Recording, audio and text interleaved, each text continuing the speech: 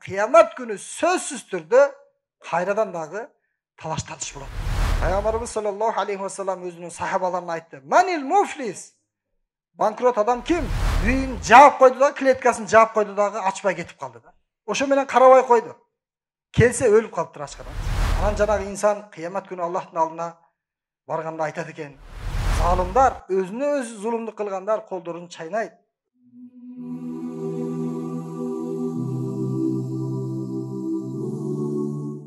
Allah subhanahu wa ta'ala'nın bizge bergen nimetlerine köptügön şükürlerdi aytalı. Allah subhanahu wa ta'ala'nın bizdi toora jolgo salıp, şu meşitke gelip sajda kıluvchilardan bolubuzga Allah subhanahu wa ta'ala münkünçülük berdibi? Demek bu Allah Taala'nın öte çoğun bizge kılgan jakşılığı. Allah subhanahu wa ta'ala her bir insanga, her bir pendesine öyle hidayatı, imandı, jakşı amallardı bere berbeydi. Allah'ın aldığında dinin kadir barkı öte jogorу. Birok düynönün eç kanday kadir barkı jok. Çirkeyden kanatını çalıkdagı düynönün kadir barkı jok dep süýüktүү Peygamberimiz hadis aytıp ketken. Egerde bu düynönün Allah Taala'nın aldığında çirkeyden kanatını çalık kadir barkı bolsa, anda kapırga, imansızga, Allah'a işenmegen pendesine Allah Taala bir urtamdagı sonu bermek emes. Düynönün Allah Taala'nın aldığında hiç kanday kadir barkı jok bolgonduktan Allah Taala'nın barına bere beret. Allah'a işengenine dağı, işenmegenine dağı. Bardığını Allah Taala bere beret. Nege dese, düynönün kadir barkı jok da Allah'ın aldığında. Oşon üçün bere beret. Ana jakşı görüp bergen jok Allah Taala.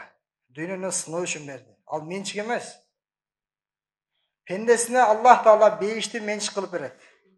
Andan başka bul jaşoodо bizdin mençikке eч nersemiz jok. Hadiste kiret adam balası aytat eken, malım, düynöm, akçam deyt eken. Adam balasının malı 3 gana nerse deyt Peygamber aleyhisselam. Birincisi jegen tamagı kekirtekten ötkön. Ekinçisi kiygen kiyimi jırtılıp kalganda, eskirip kalganda, eç nersege jarabay çüpürük bolup kalganda. Üçüncüsü adamın kılgan işi dağı adamdık eken. Mençik eken. Jakşılığınız dağı, jamanlığınız dağı. Bul jaşoodо baylığım dей берсеңiz, Allah subhanahu wa ta'ala oşonu başka biröge berip koyuşu mümkün. Allah Taala sizge beyişti beret, beyiş sizge mençik bolat, tübölüktü bolat. Oşonduktan Allah Taala kayсы insanlarga baylыкты köbürök berse, bilikti köbürök berse, sululuktu, küçtü, jana başka kabırga çeyin jardam bere turgan nerselerdi Allah Taala kimdir biröge köbürök berse, aga köz atpаңыз. Allah Taala Kur'anda aytkan, Jer betinde menseni basıp жүрген adamlar sizlerdi azgırıp koybosun, aldap koybosun deyt. Kebir insanlarga Allah Taala köbürök bergen, jer betinde köbürök kadir barktı, köbürök mal dölettü. Alарды görüp turup sen azgırılıp kalbagın deyt. Mata'un qalil. Al biraz vakt paydalana turgan buyum deyt. Wa ma'wahu jahannam. Erteң tübölüktü bara turgan jeri ot, jahannam. İmansızlarga sen köz atpa deyt. Hiç kaçan imansızlarga köz atpaylı. Biz imandılarga köz ataylı. Bizdin jegen tamagыбыз, kiyimimiz ele bizdiki eken, kılgan işimiz ele bizdiki eken. Kança jakşı amal kılsak oşonçoluk baysız Allah'ın aldındaçı. Çınıgı bay al, ahirette bay adam. Çınıgı kedey al, ahirette kedey adam. Oşonduktan bul jaşoodо biz ahiretти kuraylı, Allah'a jaga turgan amallарды köp kılaylı. Allah'a jakpay turgan işlerden toluğu menen tıyılaylı. Allah'a jakpay turgan işlerden biri bu zulüm da. Zulüm degen söz, akısız birönü kıyno, akısız birönün köngülünü düşürü, akısız biröge zulüm berүү. Allah subhanahu wa ta'ala hadis kudüsüde aytat. Men deyt, özüme zulümdü haram kıldım deyt. İnni harramtu zulme ala nafsi. Men zulümdük kılını özüme haram kıldım degeni, men hiç kaçan pendelerime zulümdük kılbayım. Men mehrimdülük menen mamile kılam deyt. Allah subhanahu wa ta'ala adilettülügü menen dağı mamile kılbayt. Allah Taala adiletli zat. Al-adl. Allah'ın ismi, Allah'ın sıfatı. Birok Allah subhanahu wa ta'ala mehrimdülügü menen Ar-Rahman degen sıfatı menen pendelerine mamile kılat eken. Эгерде Алла субханаху ва таала ал-адл, адилеттүү деген сыфаты менен мамиле кылганда, анда бири дагы соо калмак эмес экенбиз да. Bir adam dua kılıptır. Ya Allah'ım, ya Жараткан, sen bana adalettүүлүгү менен мамиле кыл. Мага зулумдук кылба, адилеттүүлүгү менен мамиле кыл деп дуа кылып жүрүшкөн. Күндөрдүн биринде элдер аны сабап уруп өлтүрүп коюшат да. Анан жанагы инсан кыямат күнү Аллахтын алдына барганда айтат экен: "Ey Allah'ım, мен ар дайым сага кайрылгам. Ар дайым сенден адилеттүүлүктү сурагам. Бирок мен адилеттүүлүктү сурадым, сен мага адилетсиздик мамиле кылып койдуң." Кантип десе, мен эч кимди өлтүргөн жокмун, эч кимдин канын төккөн жокмун. Бирок элдер менин канымды төгүштү дейт. Бул адилеттүүлүк эмес го. Алла субханаху ва таала айтат: "Билесиңби пендем, мен пенделериме мейиримдүүлүгү менен мамиле кылам. Мусулманына да, капырына дагы, ишенгенине дагы, ишенбегенине дагы, бардыгына мен өзүмдүн мейиримдүүлүгү менен мамиле кылам. Бирок сен адилеттүүлүгүңдү сурап тура бердиң" дейт. Мен кыямат күнү капырларга адилеттүүлүк мамилемди жүргүзөм. А бирок сен дүйнөдө эле сурай бердиң, адилеттүүлүгүңдү көргөз мага, адилеттүү мамиле кыл деп сурай бердиң эле. Анан мен адилеттүү мамиле кылдым. Sen bir kumurskanı, akılsız ele, hiçbir sebepsiz ele tevelep ketip kaldın deydi. Öldürüp saldın. Kanga kan, canga can. Oşonduktan siz menen biz Allah Taala'nın meyrimdүүлүгүн сурашыбыз керек. Allah Taala айтпасаңыз деле адилеттүү. Алла эч кимге зулумду кылбайт. Кылганда эмес, кылбайт дагы. Ошон үчүн Allah Taala айтып атат: "Инни харрамту зулма ала нафси." Мен өзүмө зулумдукту тыюу салдым дейт. Тыюу салдым дегени мен эч качан зулумду кылбайм деген. Fala tazalamu. Ошондуктан пенделерим өз ара бири-бириңерге зулумду кыла көрбөгүлөр дейт. Алланын алдына бирөөгө зулум кылып баргандан көрө, сизге бирөөлөр зулум кылып барган болсо, сизге жеңилирээк болот. Сиздин абалыңыз жеңилирээк болот. Бирөөгө зулумду кылып туруп Аллахтын алдына барсак, акыбалыбыз оор болот. Ошондуктан эч качан зулум кылбайлы. Өзүбүзгө дагы зулумду кылбайлы. Өзүбүздүн жаныбызга дагы, өзүбүздүн малыбызга дагы, дүйнөбүзгө дагы, өзүбүздүн үй бүлөбүзгө эч качан зулумду кылбайлы. Өзүңүздүн керек болсо жан жаныбарыңызга дагы зулумду кылбаңыз. Хадисте келди. Bir аял киши өтө жакшы ибадат кылат экен. Түнү менен ибадат, зикир, күндүз кечке орозо кармайт. Өтө көп жакшылыктарды кылат. Бирок бир жолу өзүнүн мышыгына зулумду кылып койду. Үйүн жаап койду да, клеткасын жаап койду дагы, ачпай кетип калды да. Ошо менен карабай койду. Келсе өлүп калыптыр ачкаданчы. Кой берип койсо болбой беледи. Кой берип койгондо жердин жаныбарларынан, чычкандардан, жана башка нерселерден жейт эле. Караңыз. Алла субханаху ва таала анын кылган ошол күнөөсү үчүн Аллах Таала аны тозокко киргизди дейт Пайгамбар алейхиссалам. Биз жаныбарга дагы зулумду кылбайлы. Biz özümüzge de zulümlük kılbaylı. Biz hiç kimge zulümlük kılbaylı. Kıyamet günü özüne zulümlük kılgan insanlar özünün denesini özgörtüp öte çoğun zulüm. Meyli kaç deresin bi? Je dene müçöңdü özgörtösün bi? Bu öte çoğun günahlardan biri. Oşonduktan adam balası özüne de zulümlük kılbaş gerek. Men özüm bilem de. Men özümdün denem de. Çok Allah bergen dene. Allah'nıkı sizdiki emez. Al sizge uaktılığı berdi. Al amanat. Siz anı жақсы алып барышыңыз керек. Дене мүчөңүзгө зулумду кылбаңыз. Дене мүчөңүздү сак саламат жакшы Аллахтын алдына алып барыңыз. Көзүңүзгө зулумду кылбаңыз. Көзүңүзгө зыяндуу нерсени көп көрбөңүз. Кулагыңызга зулумду кылбаңыз. Тура эмес ушактарды укпаңыз. Айтып жатса акырын ошол жерден кетип калыңыз. Эгер уксаңыз күнөө бирдей болуп калат. Колуңуз менен бирөөгө зулумдук бербеңиз. Жана тилиңиз менен эч кимге зулумдук бербеңиз. Hadiste geldi. Çınığı Müslüman insan, anın kolundan dağı, tilinen dağı hiç kimge ziyan jetpeydi. Çınığı Müslümandan. Ne üçün til birinci aytıldı? Sebebi adam balası tili menen her bir insanga ziyan jetkise alat eken. Kolunun küçü jetpese dağı tilinin küçü jetet eken. Tili menen jakınga dağı, alıska dağı köp adamlarga ziyan jetkire alat eken. Oşonduktan til menen zulüm kılbаңыз. Kol menen zulümlük kılbаңыз. жана бүткүл дене мүчөңүз менен эч кимге зулумдук кылбаңыз. Кыямат күнү ушунчалык оор акыбал болот. Залымдар өкүнөт, өздөрүнө зулумдук кылган адамдар. Аллах Таала и Кур'анда айтат: "Аузу биллахи минеш шайтанир раджим. Yawma ya'addu zalimu ala yadayhi." Kıyamet günü zalimler özlerinin kollarını çaynayt deydi. Özlerinin kollarını tişteyt. Alar aytышат экен: "Ey Allah'ım, falança dostlar menen, falança adamlar menen bekerle çoğul oturgan ekenmin. Bekerle çoğul жүргөн ekenmin. Mana uşular meni köp жакшылыктан азгырып койду. Uşular bolbogондо men özüme zulumdu kılbayt elem. Ya leytani lem ettehiz fulanan khalila. Laqad adallani aniz zikri ba'da iz ja'ani." Men dindi düşüngönden keyin al meni alastyp koydu dinden. Al meni azgırıp koydu dinden. Al meni jaman jaka jetelep koydu. Eger al bolbogondo men özüme zulumduk kılbayt elem dep adamlar sökün ötken. Zalimдар, özüne özü zulumduk kılgandar kollarını çaynayt. Ушунчалык өкүнөт колдорун чайнап, бирок пайда бербейт. Ошон үчүн сиз менен биз өзүбүзгө дагы зулумдук кылбайлы. Жандыктарга да зулумдук кылбайлы. Кыямат күнү жандыктардан дагы сурак болот. Өз ара бири-бириненчи.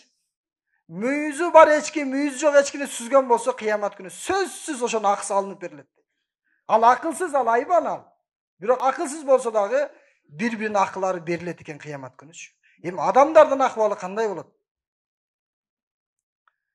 Пайгамбарыбыз саллаллаху алейхи ва саллям хадисинде айтат: "Ла туаддуннал хукука ила ахлиха яумал кияма." Кыямат күнү сөзсүз түрдө адамдар өздөрүнүн акыларын алышат дейт.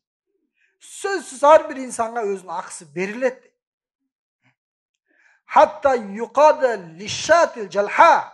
Mүйүзү жок кой эчки болсо,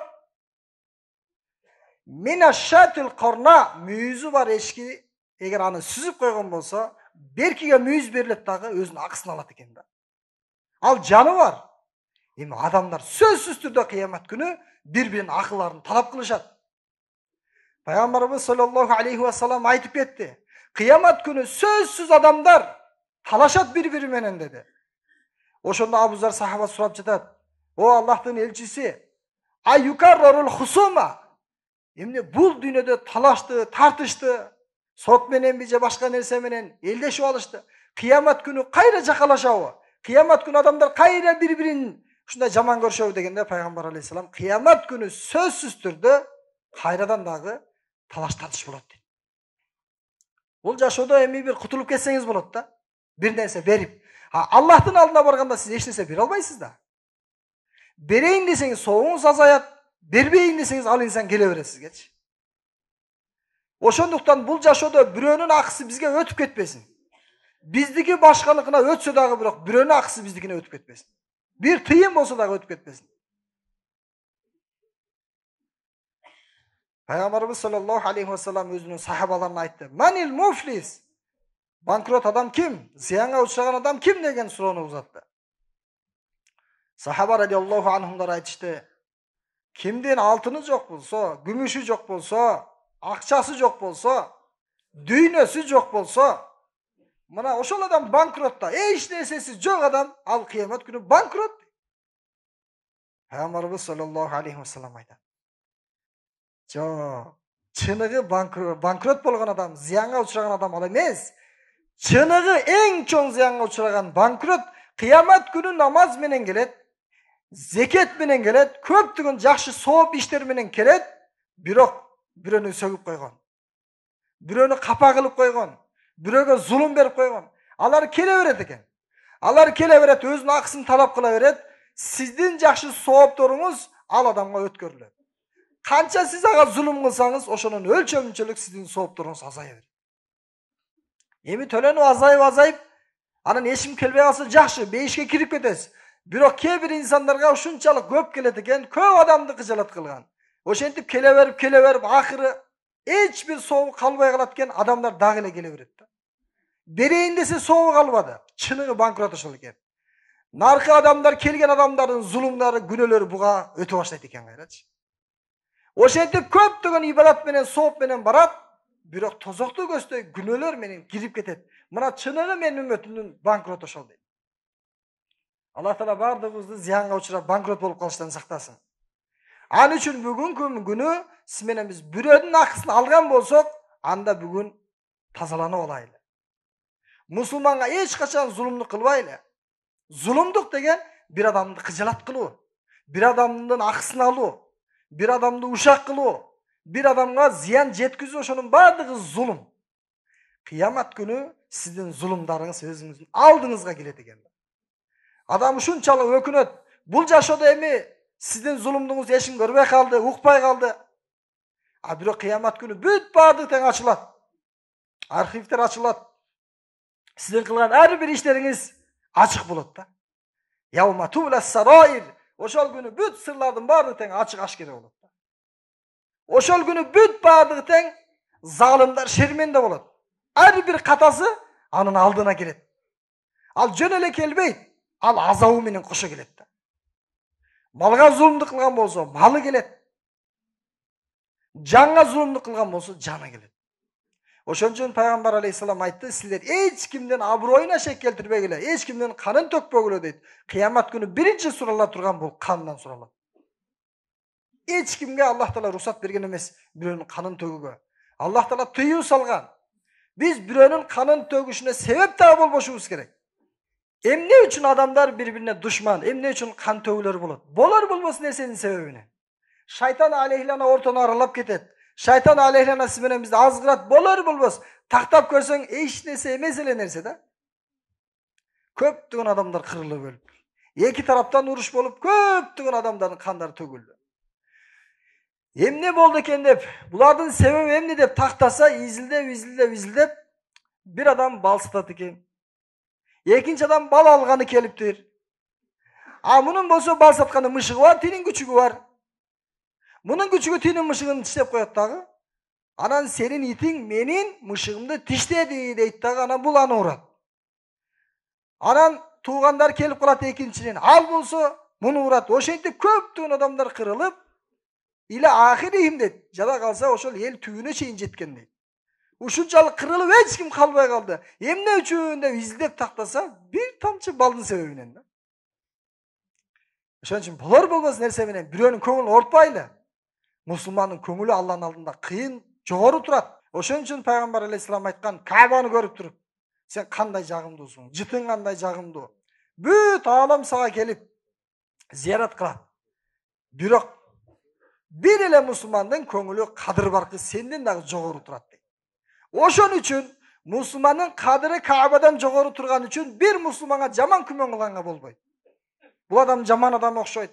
Бул адам күнөө кылган окшойт. Кебетесине караганда күнөөкөрдөй көрүнүп жатат, уурудай. Чота могу адам ууруга окшош экен деп бирөөгө күмөн кылуу бул чоң күнөө бул. Эмне үчүн? Мусулмандын кадыры баркы Алланын алдында кымбат. Каабаны талкалагандан дагы, кирпичин майдалап талкалагандан дагы, Алланын үйүн талкалагандан дагы чоң күнөө бир мусулмандын акысы төгүлсө. Бир мусулмандын аброюна шек келтирсе. Ошон үчүн эч ким бирөөгө жала жаппаш керек. Бул зулум деген Алла субханаху ва тааланын алдында өтө чоң күнөө. Эгер зулум кылып алган болсок, билип билбей, анда биз бүгүн бири-бирибизден кечирим сурап калышыбыз керек. Бул күнү ыраазы кылыш оңой. Эгер бир нерсесин алган болсоң, аны кайтарып бериш да оңой. Кечирим сураш дагы оңой. А бирок эртең Аллахтын алдына барганда сиз менен биз ошол зулумга жооп бергенге туура келет. Ошон үчүн пайгамбар алейхиссалам ким бирөөнүн малына зулумдук кылган болсо, аброюна шек келтирген болсо, жамандаган болсо, бүгүн барып туруп тазаланып алсын дейт. Эртең эч бир алтын күмүш болбойт, достук болбойт. Залымдарга эч бир жардамчы жок дейт Аллах Таала.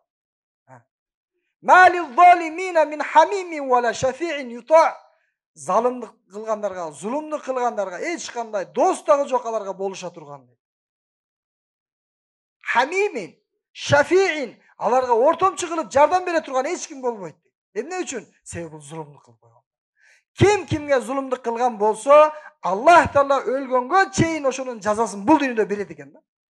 Себеби зулум Аллахтын алдында ушунчалык күнөө, ушунчалык чоң күнөө. Аллах Таала Курандан мурдакы китептерде Аллах Таала ар бир пайгамбарларга Аллах субханаху ва таала өкүмдөрдү чүргөн. Падышаларга айт, мага элдин көз жашы жетпей туруп маселесин бүтүрүп туруп келсин. Ошол падыша эгерде анын көз жашын жерге төгө турган болсо, же болбосо анын акысын бербей турган болсо, же алып бербесе акысын, анда ал зулумду кылган болот дейт.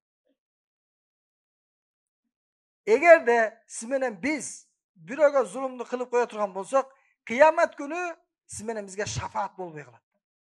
Ошон үчүн пайгамбар алейхисалам 3 нерсени айтты. Эч бир ортомчусуз түптүз кабыл боло турган дуалардын бири ата эненин баласына кылган дуасы. Эмне дуа кылса Аллах Таала кабыл кылат тилегиңиздичи. Экинчиси мусафирдин дуасын кабыл кылат Аллах Таала. Себеби ал мусафир. Үчүнчүсү зулум чеккен адамдын дуасын кабыл кылат. Эгер зулум чеккен адам ыймансыз болсо да, кафир болсо дагы, Аллах Таала сөзсүз түрдө анын дуасын кабыл кылат экен. Болбосо Алланы тааныбайт, бирок аргасыз болуп жатат, кыйналып жатат, зулум чекти, жанына зулум келди, үй бүлөсүндө, мал дүйнөсүндө келди. Ошон үчүн пайгамбар алейхисалам хадисте айтат: "Мен зулама кида шибрин", кимде ким бир карыш жерге зулумду кылган болсо дейт, "Минал арди тувиқаху мин саб'i арадин", кыямат кайымга чейин 7 жер аны сорот дейт. 7 жерге чейин ал сорулат, тартылат дейт. Эмне үчүн? Bir karış yerge birönüküne zulümlü kılıp koydu. Alıp koydu. Aldap koydu. Kıyanat kılıp koydu. Kıyamet günü andan alınatken. Peygamber aleyhisselam sapardan geldi. Sapardan kelgende bir adam ötüp ketiptir. Peygamberimiz sallallahu aleyhi ve sellem aytdı. Bu olca malından bir çepken urdagan deydi. Men bunu tozukta gördüm dedi Peygamber aleyhisselam. Oşon üçün kimdeki men zalama, kim zulümlü kılgan bolsa al özüne ele zulümlü kılar. Ошондуктан сиз менен биз өзүбүздүн жаныбызга зулумдук кылбайлы, жана элдерге зулумдук кылбайлы. Кээ бир адамдар ойлойт, мен намаз окусам, мен деген зекет берсем, жакшы ибадаттарды кылып атсам, а эмне үчүн мен башкаларга пикир кылышым керек? Башкалар менден капа болсо боло берсин, мен өзүм үчүн жашайын деген ал жакшы эмес. Кээ бир инсандар өзүндү ойлойт, бирок бирөөгө зыян жеткизет да. Сизден бирөөгө зыян жетпесин. Sizden başka rahat jetse jetsin, rahatınız yok bolsa ziyanınız jetpesin. Oşun üçün aylarına çöyrünü karaş gerek. Bizden adamlar rahat alıp atabı, je bizden kıynalıp jatabı. Bizdin jakşılığımız jetip jatabı, je bizden elder kıynalıp jatabı. Oşun üçün niyet kılavuzу барды, eç kime zulümdü kılbayız dep.